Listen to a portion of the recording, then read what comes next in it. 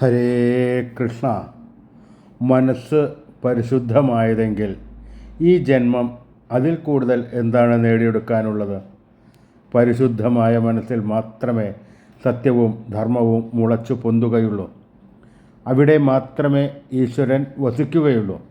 നിഷ്കളങ്കവും ഈശ്വര ചൈതന്യവും നിറഞ്ഞൊരു മനുഷ്യൻ്റെ സാമീപ്യം മറ്റുള്ളവർക്ക് കൂടി ആശ്വാസജനകം തന്നെ. മനസ്സ്, ചിന്ത ഇവയെല്ലാം ഈശ്വരനോട് ചേർന്ന് നിൽക്കുന്നെങ്കിൽ പിന്നെ എന്തിനാണ് നാം ഈശ്വരനെ തേടി അലയുന്നത്? നാം കണ്ടെത്തേണ്ട ഈശ്വരൻ നമ്മുടെ ഉള്ളിൽ തന്നെ അല്ലേ വസിക്കുന്നത്? ആ ചൈതന്യം അല്ലേ നമ്മിലൂടെ തന്നെ പുറത്തേക്ക് വ്യാപരിക്കുന്നത്?